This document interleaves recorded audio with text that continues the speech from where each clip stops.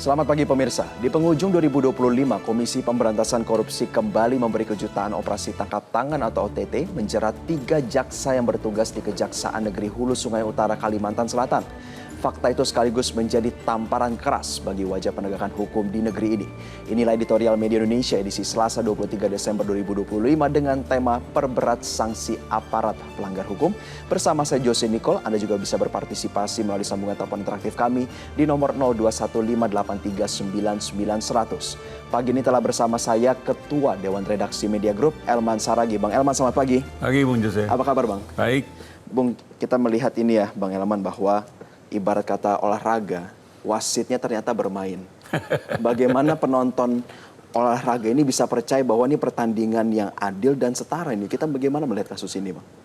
Jadi wasitnya bukan hanya bermain, malah menjadi aktor. Jadi kalau bermain kan apa ya kan, tapi dia aktornya juga gitu. Aktornya juga. Itulah posisi ketiga jaksa yang ditangkap baru-baru ini kan. Dan ini kecuali tamparan buat penegakan hukum, ini juga harus kita terjemahkan sebagai pil pahit yang diberikan oleh oknum-oknum jaksa ini kepada rakyat Indonesia pada penghujung 2025 ini. Kan misalnya di penghujung 2025 ini kan kita bisa merayakan, ada Natal, ada Tahun Baru. Tapi kita justru diberikan pil pahit. 3 jaksa melakukan tindak pidana korupsi. 3 penegak hukum ini kan. Ya. Sebetulnya fungsi mereka ini kan sebetulnya kan garda terdepan kan. Benteng keadilan. Benteng keadilan. Benteng untuk penegakan hukum. Tapi justru mereka melanggar hukum. Mereka malah menjadi aktor utama di dalam tindak pidana korupsi. Jadi Bung Jose bisa bayangkan bagaimana rakyat tidak marah gitu ya. Bagaimana rakyat tidak diberikan keteladanan. Misalnya kan aparat penegak hukum kecuali dia melaksanakan tugasnya, dia juga harus memberikan keteladanan. Dia juga harus bersih, gitu kan. Tapi justru sebaliknya. Sehingga memang pertanyaannya kenapa ini kan. Jadi kalau masyarakat menilai inilah artinya ini kegagalan. Jadi bukan kegagalan individu hanya jaksa, tapi ini sebuah kegagalan institusi kejaksaan di dalam membina para jaksa. Padahal kan kita kan berasumsi bahwa pengawasan itu di setiap lembaga itu kan ada, Bang Elman. Apakah sebenarnya ini juga ternyata apa mungkin dalam tanda kutip durinya di dalam daging atau bagaimana kita melihatnya? Ya, kalau kita sih melihatnya ini ada pengawasan tapi barangkali tidak efektif. Kalau pengawasan secara berjenjang ini efektif, katakanlah ketika misalnya seperti yang di Kajari di Kalimantan Selatan itu kan, itu kan Kajari. Kajari kan sebetulnya kan sudah pembina dia di wilayahnya kan, tapi justru dia pelaku utama kan gitu kan. Jadi kalau saya sih, kalau kita sih melihatnya mestinya kan apa yang terjadi di ketiga jaksa ini kan yang paling pertama melihatnya mestinya institusi kejaksaan kan, malah KPK. Ini juga aneh juga ini. Kok malah KPK yang bisa melihat ke dalam? Justru itu kan mereka yang tiap hari ada unsur pengawasnya kok nggak kerja.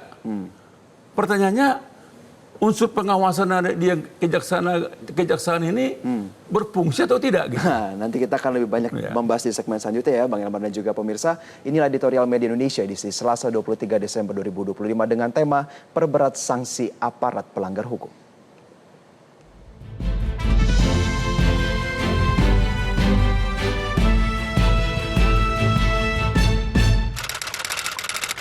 Perberat sanksi aparat pelanggar hukum.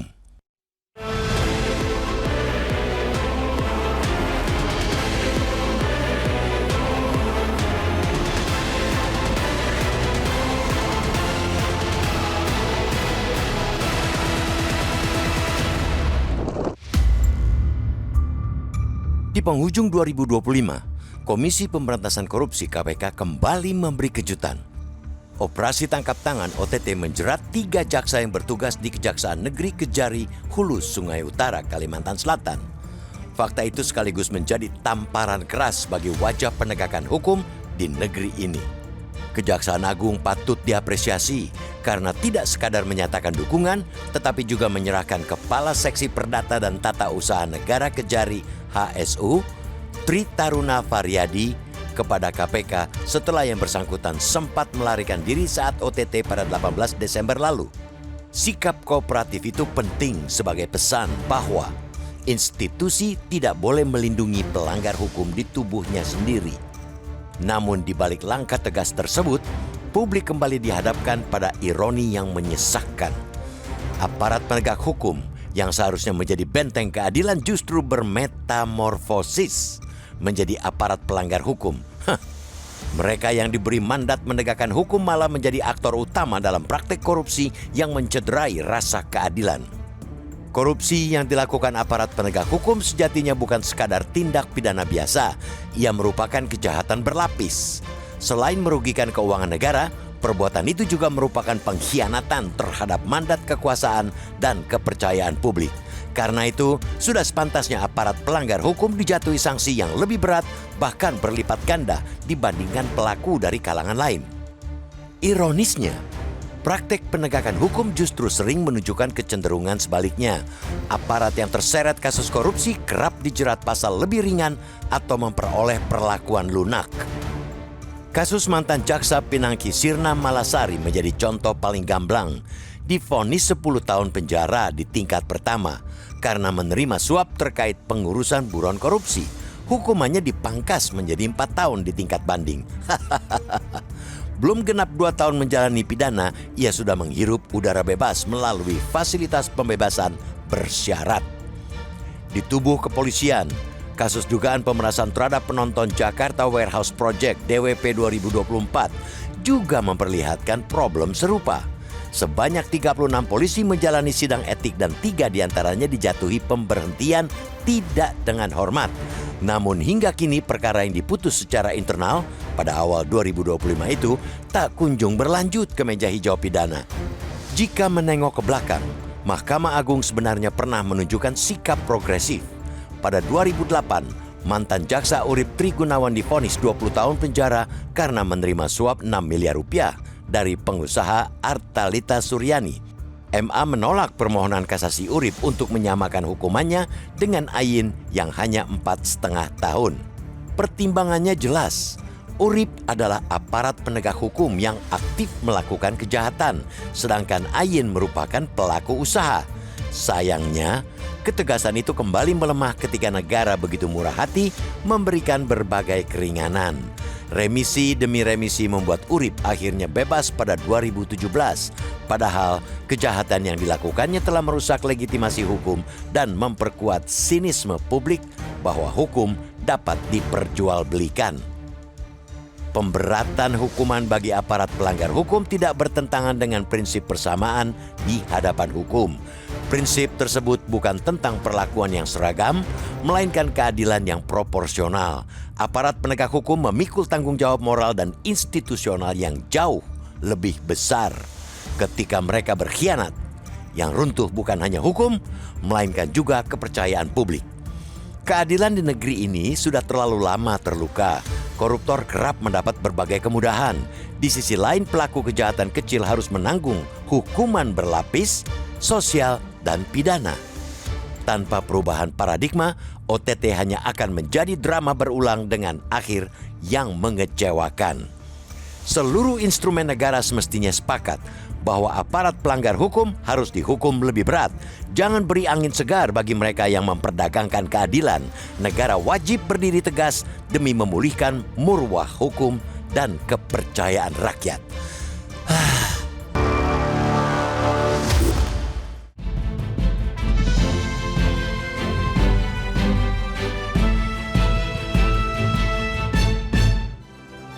Pemirsa, pastikan Anda berpartisipasi melalui sambungan telepon interaktif kami di nomor 0215839900. Editorial Media Indonesia akan kembali usai jeda, tetaplah bersama kami.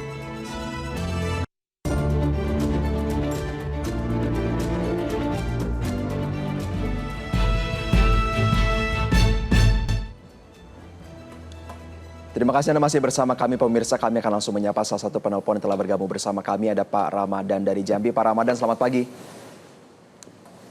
Selamat pagi Metro TV. Assalamualaikum warahmatullahi wabarakatuh. Waalaikumsalam warahmatullahi wabarakatuh. Pak Ramadan, langsung saja nih, apakah Anda mendukung bahwa sanksi aparat pelanggar hukum itu lebih diperberat? Betul, sangat-sangat setuju Pak Elman. Kita bicara soal korupsi dan aparat hukum di Metro TV ini mungkin melebihi angka dari 10 kali. Berapa banyak hakim yang sudah ditangkap, berapa banyak jaksa ditangkap, berapa banyak polisi yang sudah ditangkap, dan yang lebih menyedihkan Pak Herman, Ketua KPK, mantan Ketua KPK sampai saat ini belum tentu rimbanya. Terus yang tim relawan Presiden ke-7 Selpelter sudah ponis, sudah ingkrah, sampai hari ini tidak tahu rimbanya entah di mana. Maka itu tolong bapak-bapak pembuat undang-undang. Pembuat undang-undang itu adalah DPR dan pemerintah. Mohon ketua-ketua partai apa yang disampaikan oleh Pak Bambang Pacul. Kalau mau buat undang-undang perampasan aset, tunggu perintah dari bosnya. Artinya Pak Herman, 8 ketua partai itu punya peran untuk masa depan negara. Kalau negara Indonesia seperti ini, kita sebentar lagi kiamat menurut saya. Terima kasih Pak Elman. Assalamualaikum warahmatullahi wabarakatuh. Waalaikumsalam warahmatullahi wabarakatuh. Kita melihat nih, Bang Elman sangat setuju dan melihat bahwa justru ini diberatkan kepada pembuat undang-undang. Tapi kita bicara dulu Bang Elman, muluk-muluk nggak sih sebenarnya kita itu berharap bahwa hukumannya lebih berat untuk APH yang melanggar? Ya, kalau kita lihat fakta-fakta yang terjadi selama ini kan semua baru dalam tataran pernyataan, pidato. Nah, semua pejabat tindak tegas. Semua politisi mengatakan tindak tegas. Bahkan jaksa juga, hakim, polisi juga mengatakan tindak tegas pelaku korupsi, kata gitu kan. Tapi nyatanya coba, kalau tiba-tiba 3 jaksa melakukan tindak pidana korupsi, bahkan juga seperti yang dikatakan Pak Ramadan tadi, mantan ketua KPK juga sampai sekarang juga belum tahu kejelasannya gitu kan. Bahkan dia juga menyinggung mengenai Sylvester Matutina yang menjadi utangnya kejaksaan sampai hari ini juga belum dieksekusi. Jadi semua ini hanya ngomong-ngomong aja, omon-omon, alias omong doang kan gitu kan. Jadi memang pertanyaannya, apakah seperti yang dilakukan ketika jaksa ini akan ini yang terakhir, kan gitu kan? Apakah ini yang terakhir? Harapannya kan ini yang terakhir. Betul. Tapi kalau melihat fakta-fakta yang terjadi selama ini dan perkiraan ke depan, ini bukan yang terakhir gitu kan. Pertanyaannya, bagaimana cara mengatasinya? Apakah cukup dengan hanya tindakan preventif? Dan itu juga tindakan preventif juga itu hanya omong-omong aja kan. Maka memang salah satu di antara yang terpenting dari semua harapan-harapan masyarakat adalah bagaimana ada kesepakatan. Setiap aparat penegak hukum yang melanggar hukum, melakukan tindak pidana korupsi atau tindak pidana yang lainnya, memang terhadap mereka-mereka ini harus diberikan ganjaran atau hukuman seberat-beratnya. Setidaknya katakanlah misalnya minimal 15 tahun.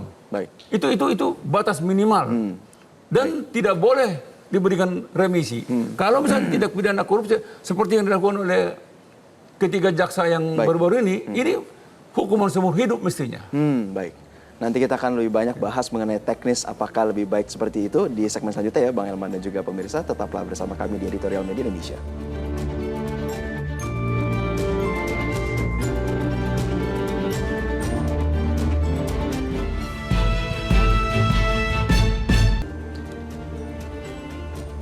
Terima kasih Anda masih bersama kami pemirsa. Kita berada dalam bagian akhir dari diskusi kita pada pagi hari ini Bang Elman. Kita melihat bahwa kepolisian, kejaksaan, KPK, tentu kita berharap mereka independen. Tetapi mereka adalah rumpun eksekutif. Bagaimana kita melihat bahwa mereka ini tetap memahami apa yang menjadi kehendak daripada Presiden Prabowo Subianto yang kebocoran, tindakan korupsi, itu adalah prioritas untuk diberantas ke depan ya Bang Elman? Ya memang betul ya. Sebetulnya kan Presiden kan dari awal, bahkan dalam kampanye beliau waktu itu akan memerangi para koruptor kan gitu kan. Kan itu kan gamblang itu. Bahkan Presiden bilang akan mengejar sampai ke Antartika. Betul. Sampai ke gurun-gurun kan gitu kan. Nah, mestinya ini kan harus diterjemahkan oleh aparat penegak hukum. Ya kepolisian, ya kejaksaan, ya KPK, termasuk juga para hakim ya. Sebagai di ujung kan gitu kan. Sebetulnya kan dan masyarakat juga sudah beri mandat kepada aparat penegak hukum ini kan. Tapi pertanyaannya apakah mandat ini dilaksanakan? Kan itu kan menjadi pertanyaan besar yang sampai hari ini belum mereka jawab secara serius. Ya buktinya korupsi dari hari ke hari tidak berkurang. Mulai dari kepala daerah, apakah wali kota, bupati, gubernur, aparat penegak hukum, pengusaha-pengusaha, apa itu beberapa pengusaha swasta gitu kan. Dia tidak berkurang. Justru dan jumlahnya kalau dulu misalnya di bawah MM-an, ini 300 triliun, 200 triliun. Seolah-olah itu jadi prestasi kan, prestasi. Padahal ironi ya Bang? Ya sangat ironi kan gitu kan. Jadi oleh karena itu memang jawaban yang paling benar adalah harus ada kesepakatan, harus ada undang-undangnya yang mengatakan setiap aparat penegak hukum yang melakukan pelanggaran hukum, melakukan tindak pidana korupsi, memang harus diganjar hukuman seberat-beratnya dan tidak boleh ada remisi. Nanti kita bingung Bang Elman, ketika hukumnya sudah diterbitkan, nanti kembali lagi kepada oknum manusianya mencari celah. Tetapi apakah kita terus harus mengadvokasi ini? Ya memang masyarakat ini ya terutama pers tidak boleh bosan. Kita harus suarakan.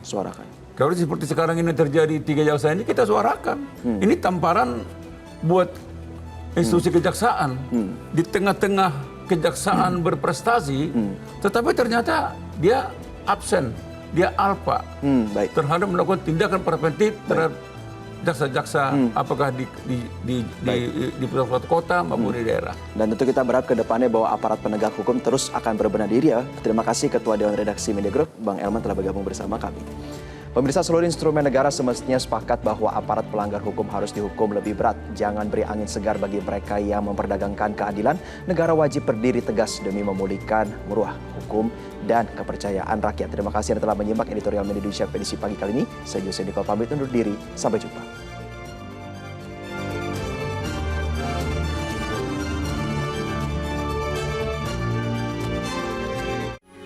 Metro TV.